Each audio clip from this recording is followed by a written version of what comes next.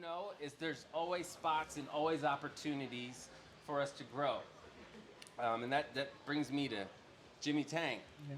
who is an amazing builder, developer, investor, and friend who has made his way through the different seasons of this market. And let me first ask you a question, Jimmy. What investments right now that maybe you're most excited about, that you have in your hands that you're working on? Maybe you've discovered some things about opportunity in the market. Well, definitely it's the ADU DADU play for me. Uh, it's for you to risk less risk, with that type of development versus single family, luxury single family, or apartment building. And so I think this play that you can build three on a lot and just need to sell one or two to break even or get your money back. I mean, that's right now it's a safer play than the other type of products that you can do. And that's been around for a while. Adding square footage or adding a unit.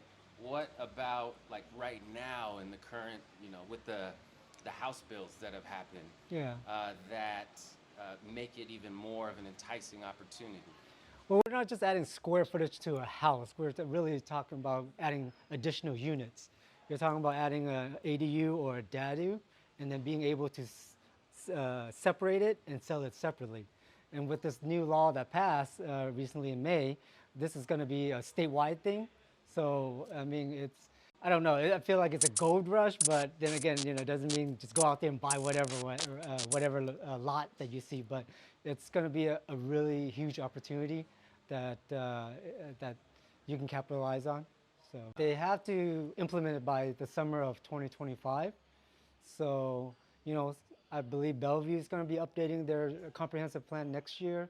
So, you might want to look that city next, or so whatever city that you guys are interested in developing, look up the comprehensive plan and when they're going to be updating, and then, start buying.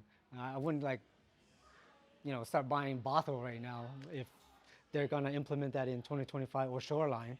They're not implementing that until 2025. So if you're trying to land bank or, you know, uh, purchase a property now, it's hard because you just don't know how to design it yet. You don't know what the city's going to expect of setbacks and requirements. So it'd be a little bit hard to think of what is required. So, yeah.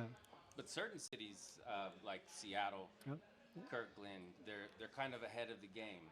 What other cities? I believe Berrien, you're allowed to. Renton is not yet, but they're pretty close.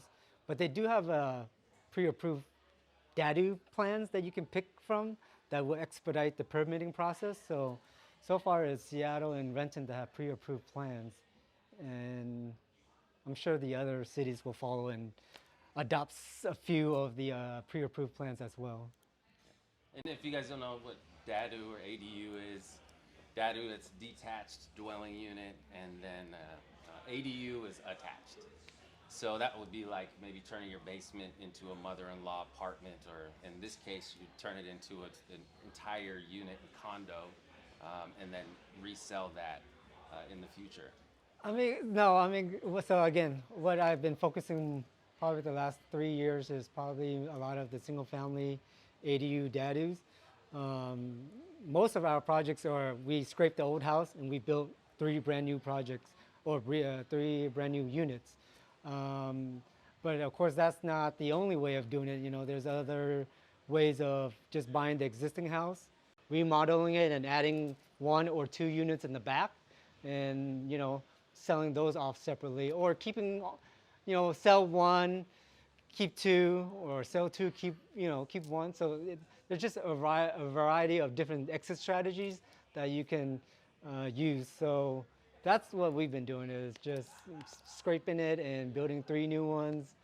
And so there's this new law that also passed, is the HB 1110, that's going to allow you to do 4 units on the single family zoning. And if you're a quarter mile from a transit center, then you can do 6 units. Now, what that means is, I mean, I don't know if it's going to be all clumped together at like one building and 4 units or 4 detached. That's something that we don't know yet, as the state works more on refining the guidelines. Then we'll be able to start designing that and maybe start implementing that. Again, I think that's probably down a year or a year and a half down the road, but right now, we're still just going to keep going the 3-unit strategy until we get a more clear path of what the HB 1110 is going to be about. Well, you know how much we love trees here, okay? So don't bring me lots with a bunch of trees. You know, so it's one thing that even if you can legally take it down a tree, you don't want to really spread your reputation as somebody that, because you want your neighbors to be happy as well when you going to be a long-term developer in the neighborhood or in the city or whatever. So, for us, we try to save trees, but that's the hardest thing is, I think trees. If there's a lot of trees on a lot, you guys be careful about taking it down, or it's going to affect your design of your DADUs and stuff as well. So just be careful about that. But other than that, if it's a nice flat lot, that's going to be easy for you to develop. Make sure the house doesn't sit in the middle of the lot. So either sits in the back or all the way in the front. Yeah. And it'd be great if you have an alley so that you can get extra lot coverage to build a bigger unit and also more space between the units. So that, and I think that's really it. I mean,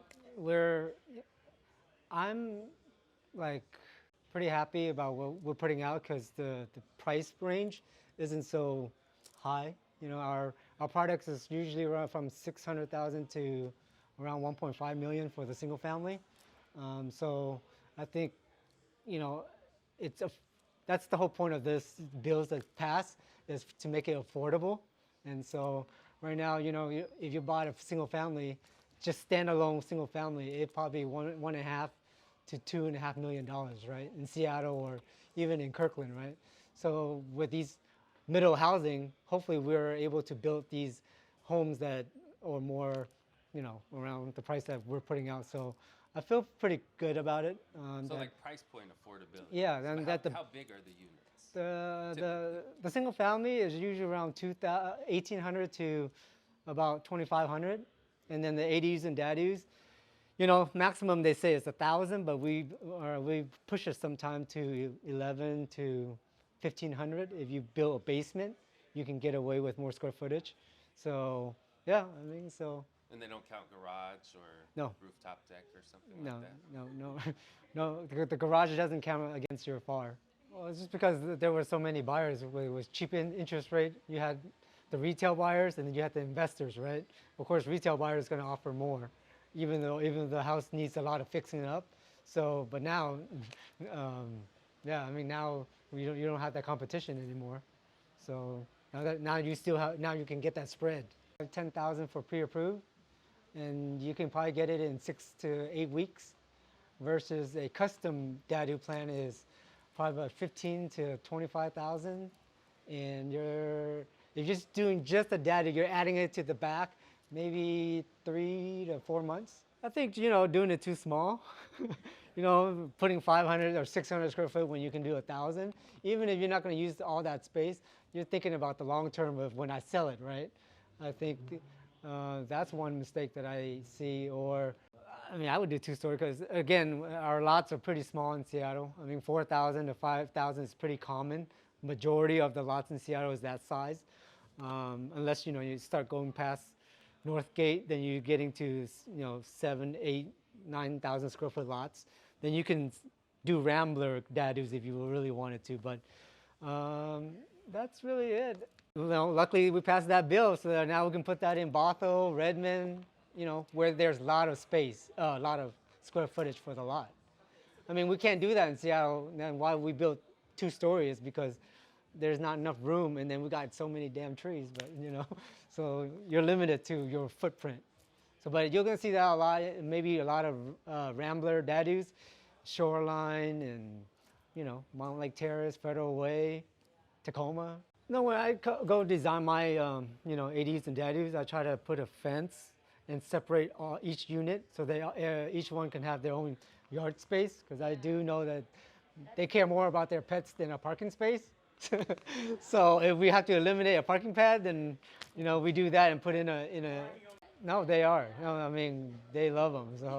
So we try to fence it off so that the dogs can run, or I mean cats don't go outside, but that's it. Yeah, I haven't really like sat down and gathered all the data and stuff, but I mean we all the projects that I've done with an ADU and a DADU, in the ADUs attached to the single family, I mean we all sold out.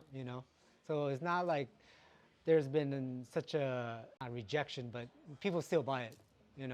But now we're getting a little bit smarter or clever with our design and separating the single family and ADU with like a powder room that we separate the two units so that you have a little bit more separation and less noise, or we separate it by a staircase. So we're coming up with some other ideas to keep it separate instead of having it attached all the way from ground floor to the third floor. We don't have much time to talk to the neighbors and ask them what they like, because I'm sure they're gonna say just single story and don't cut down our trees. But no, we just look around our comps and see what's sold, and then we try to mimic what their design is. But then again, a lot of it's the lot size and the width of the lot, and really, trees is a big deal. I keep talking about trees, but I swear there's an issue on almost every project. Look, I mean, I know who the lenders are, but I don't know if they're Fannie Mae, Freddie Mac, or whatever. But yeah, so it gets approved, So it's not like they're using a portfolio lender. You don't have struggles on your daddy's closing, do you? No, not on because of the financing product. Yeah. So no. Yeah. All right, well, let's give these guys a round of applause. And one more for Diane Cal. Hey.